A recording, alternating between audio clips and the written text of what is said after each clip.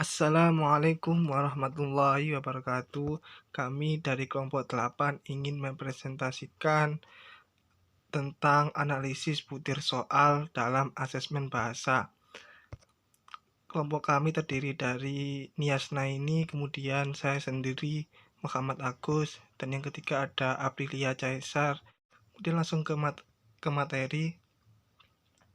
Analisis butir soal ini ada 4 poin. Yang pertama, ada tujuan analisis butir soal, dan yang kedua ada analisis tingkat kesulitan, dan yang ketiga ada analisis daya pembeda, dan yang keempat ada analisis pengecoh.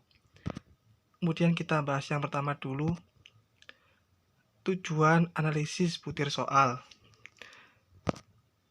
Tujuan analisis butir soal tes adalah untuk mengungkapkan ciri-ciri mutu butir tes, serta hal-hal yang berkaitan dengan pengembangan, penyusunan, dan penggunaan tes yang telah baik dan perlu dipertahankan.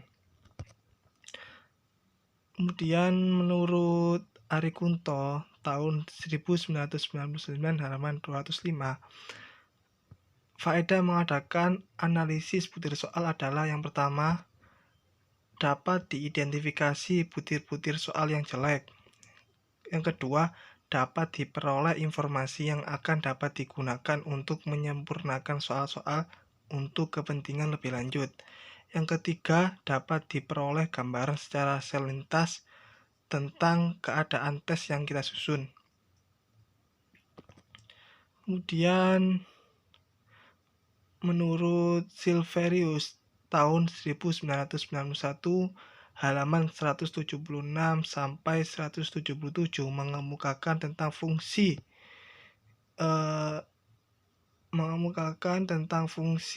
diadakannya analisis soal sebagai berikut. Yang pertama, menentukan apakah butir soal berfungsi tepat seperti yang dimaksudkan oleh guru.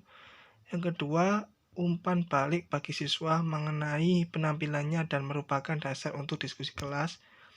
Dan yang ketiga, umpan balik guru tentang kesulitan belajar siswa. Dan yang keempat, bidang-bidang kurikulum yang memerlukan perhatian. Yang kelima, ada perbaikan butir soal. Dan yang keenam, meningkatkan keterampilan penulisan soal. Ada lagi menurut Tugman dalam Nurgiantoro tahun 2001, dengan dilakukannya analisis butir, maka dapat digunakan yang pertama untuk mengetahui kekuatan dan kelemahan butir tes sehingga dapat dilakukan seleksi dan revisi butir soal. Dan yang kedua, untuk tersedianya informasi tentang spesifikasi butir soal secara lengkap sehingga akan lebih memudahkan bagi guru menyusun perangkat soal yang akan memenuhi kebutuhan ujian dalam bidang dan tingkat tertentu. Dan yang ketiga, untuk segera dapat diketahui masalah yang terkandung dalam butir soal seperti kemenduaan butir soal, kesalahan meletakkan kunci jawaban, soal yang terlalu sukar atau mudah, atau soal yang tidak dapat membedakan antara siswa yang mempersiapkan diri secara baik atau tidak dalam menghadapi tes. Kemudian untuk dijadikan alat guna menilai butir soal yang akan disimpan dalam kumpulan soal untuk bank soal. Dan yang kelima, untuk memperoleh informasi tentang butir soal sehingga memungkinkan untuk menyusun beberapa soal yang paralel. Kemudian ada analisis tingkat kesulitan. Analisis tingkat kesulitan merupakan perbandingan antara jumlah jawaban benar yang dapat diberikan oleh siswa dengan jumlah seluruh peserta tes. Jadi, semakin besar jumlah peserta tes yang mampu menjawab suatu butir tes yang benar, semakin mudah pula butir tes yang bersangkutan.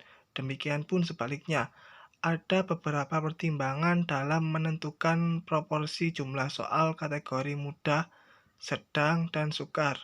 Pertimbangan pertama adalah adanya keseimbangan, yakni jumlah soal sama untuk ketiga kategori. Artinya, soal mudah, sedang, dan sulit jumlahnya seimbang. Pertimbangan kedua, proporsi jumlah soal untuk ketiga kategori tersebut didasarkan atas kurva normal. Artinya, sebagian lagi termasuk dalam kategori mudah dan sukar dengan proporsi seimbang. Kemudian tingkat kesulitan soal adalah peluang untuk menjawab benar suatu soal pada tingkat kemampuan tertentu yang biasanya dinyatakan dalam bentuk indeks. Maksudnya di sini yaitu indeks tingkat kesulitan ini pada umumnya dinyatakan dalam bentuk proporsi yang besar berkisar 0,00 sampai 1,00. Semakin besar indeks tingkat kesulitan yang diperoleh dari hasil hitungan, berarti semakin mudah soal itu.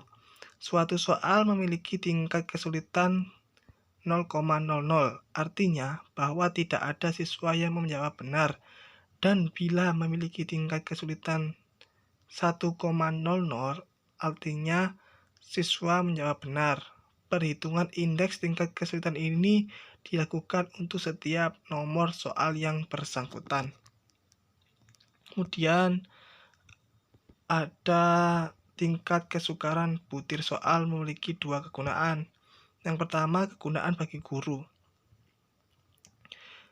Yang pertama yaitu kegunaan bagi guru sebagai pengenalan konsep terhadap pembelajaran ulang dan memberi masukan kepada siswa tentang hasil belajar mereka. Yang kedua, memperoleh informasi tentang penekanan kurikulum atau mencurigai terhadap butir soal yang biasa.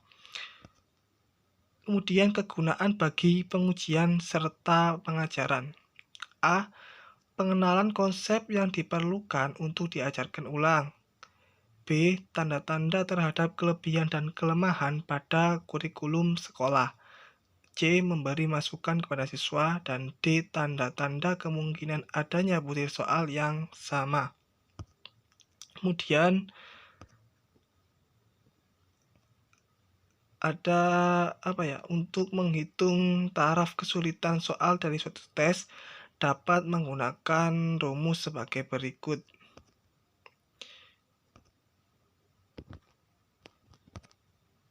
Ini rumusnya, TK sama dengan U plus L per T.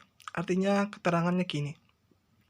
TK ini artinya tingkat kesulitan, kemudian U jumlah siswa yang termasuk kelompok pandai atau upper group yang menjawab benar untuk tiap soal, ditambah dengan jumlah siswa yang termasuk kurang atau lower group yang menjawab benar untuk tiap soal, dibagi dengan jumlah siswa dari kelompok pandai dan kelompok kurang pandai. Artinya gini, jumlah dari siswa yang menjawab pandai dan siswa yang kurang pandai itu, yang menjawab benar itu dibagi dengan jumlah siswa dari kelompok pandai dan kelompok kurang pandai. Kemudian pembahasan yang selanjutnya itu ada analisis daya pembeda.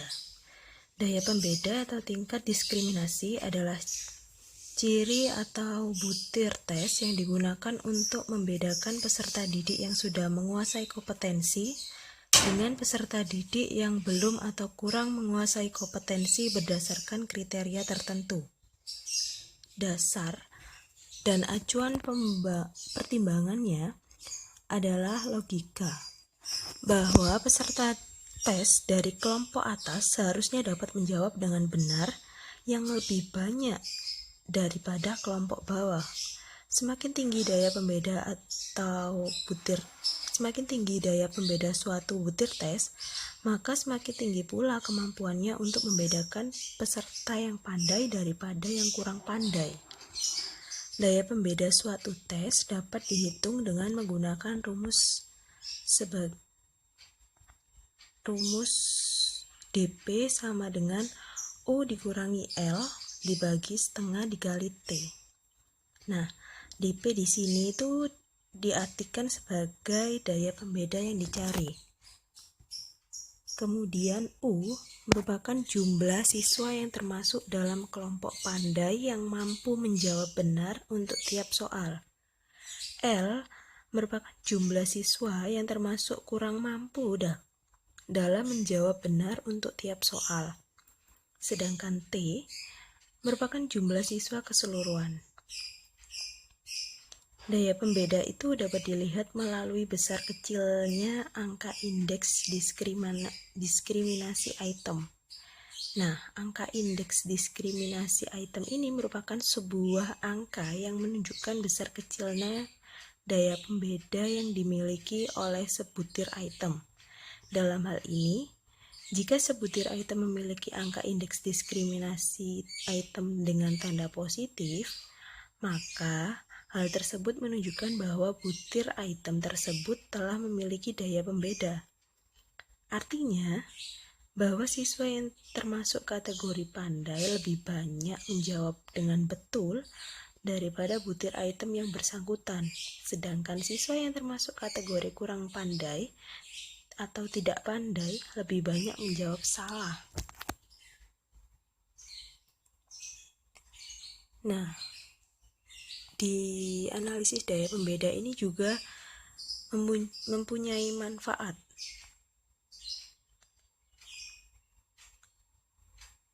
Manfaatnya itu ada dua, yaitu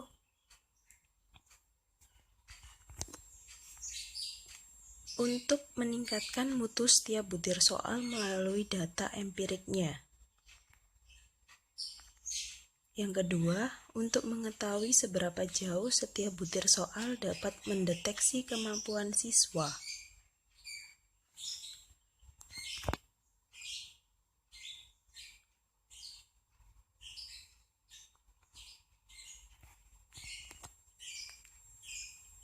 Dalam menganalisis daya pembeda, juga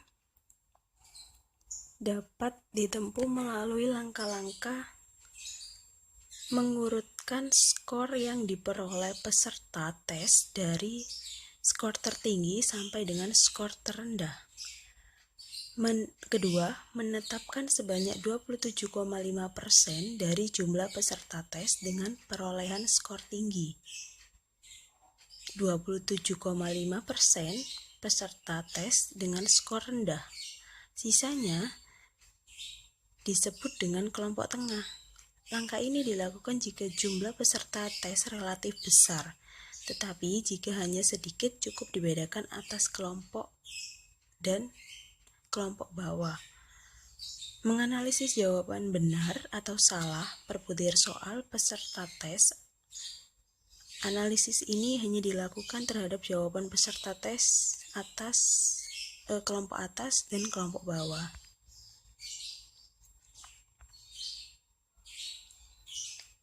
Nah, cara menghitung daya pembeda juga memerlukan langkah-langkah seperti memeriksa jawaban soal semua siswa peserta tes, membuat daftar peringkat atau urutan hasil tes berdasarkan skor yang dicapainya, menentukan jumlah siswa kelompok atas dan kelompok bawah, menghitung selisih tingkat kesukaran menjawab soal antara kelompok atas dan kelompok bawah, membandingkan nilai selisih yang diperoleh, menentukan ada tidaknya daya pembeda pada setiap nomor soal.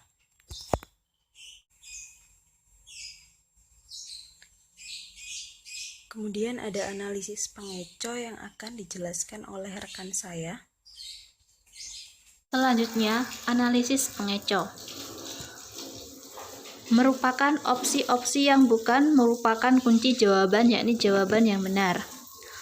Pengeco yang baik adalah yang dapat dihindari oleh anak-anak yang pandai dan terpilih oleh anak-anak yang kurang pandai. Jangan sampai terjadi sebaliknya. Di samping itu, semua alternatif jawaban yang disediakan harus ada siswa yang memilihnya. Untuk mengetahui aktivitas alternatif jawaban, adanya penyimpangan, perlu dilakukan kegiatan analisis pengeco. Karena dari kegiatan inilah akan diketahui sebaran atau distribusi frekuensi jawaban. Langkah-langkah yang harus ditempuh untuk melakukan analisis pengeco adalah mengurutkan skor yang diperoleh peserta tes dari skor tertinggi sampai dengan skor terendah. Menetapkan sebanyak 27,5% dari jumlah peserta tes dengan perolehan skor tinggi disebut kelompok atas, 27,5% peserta tes dengan skor rendah disebut kelompok bawah, dan sisanya disebut dengan kelompok tengah. Langkah ini dilakukan jika jumlah peserta tes relatif besar, tapi jika hanya sedikit, cukup dibedakan atas kelompok atas dan kelompok bawah saja. Menghitung pilihan terhadap alternatif-alternatif jawaban semua butir soal untuk seluruh siswa dalam 2 kelompok, sehingga diperoleh data-data sebaran distribusi frekuensi jawaban siswa dalam 2 kelompok. Melakukan analisis pengecoh butir soal dengan melihat dan membandingkan jumlah jawaban pada pengecoh antara kelompok atas dengan kelompok bawah. Pengecoh yang baik tidak harus terpilih oleh sedikitnya 2% siswa. Alternatif-alternatif jawaban yang merupakan pengecoh, kelompok bawah harus memilih lebih banyak daripada kelompok atas. Butir soal yang baik, pengecohnya akan dipilih secara merata oleh peserta didik yang menjawab salah. Sebaliknya, butir soal yang kurang baik, pengecohnya akan dipilih secara tidak merata. Pengecoh dianggap baik bila jumlah peserta didik yang memilih pengecoh itu sama atau mendekati jumlah ideal. Sekian, terima kasih. Wassalamualaikum warahmatullahi wabarakatuh.